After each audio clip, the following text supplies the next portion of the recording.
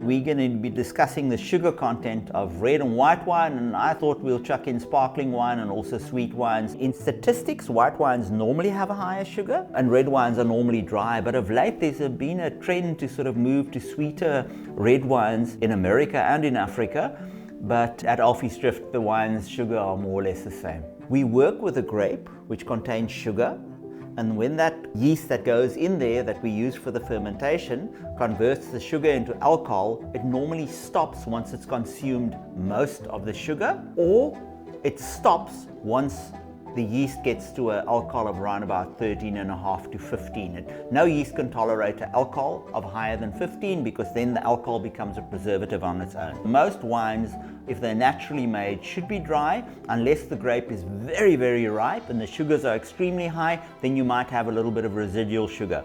All wines have a little bit of sugar in them. The old South African regulation stipulated that a dry wine should be below 1 teaspoon of sugar, in other words below 5 grams. Nowadays the law's changed and it's below 8 grams of sugar. At Alvi's Drift we don't make any wines with a sugar above 5. What makes wine a special product is firstly we're working with a fruit. When you're tasting a slightly more expensive wine, it normally has a little bit more body, a little bit more fruit flavors to it. Most wines, white or red, the reason why you have a sugar content in it is for mouthfeel.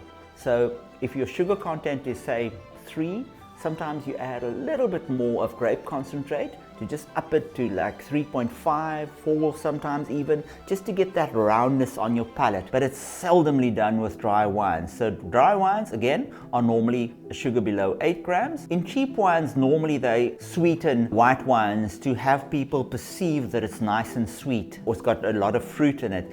But that's often confused with the fact that it's just sugar that you're drinking. Primary flavor is ripe fruit, and with that you normally don't have to add sugar to, because they already have the fruit flavor. And what's the other reason why people occasionally add sugar to wine? They add it to mask the off flavors of wine. So your cheaper wines would normally be a semi-sweet. So people need to be aware of that. It's not necessarily that all those wines are bad, but unfortunately if you're making a curry or something and it's overpowering, you add cream to soften it. And this is exactly what gets done in the wine industry.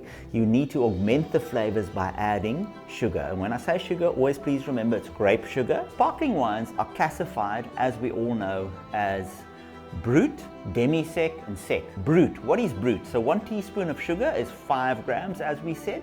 Brut is classified below 12 grams. There's also a category called extra brut, which is below 8 grams. It's quite a considerably less sugar. The biggest selling sparkling wines in South Africa are, and please listen to this carefully, has 80 grams of sugar in it. That's 16 teaspoons of sugar. At Alvi's Drift, nothing is made, even in the brut category, everything is below 8 grams of sugar. So it's actually extra brut. Rosé is in exactly the same class as the white wines. You need primary fruit again, and if you have enough primary fruit, you don't need to add sugar to enhance the flavors. Dessert wines and sweet wines is the interesting topic. So dessert wine, when it's made, it's specifically made like a chocolate. Because what do you want to do? You want something really special with intense flavors. These are really overripe grapes.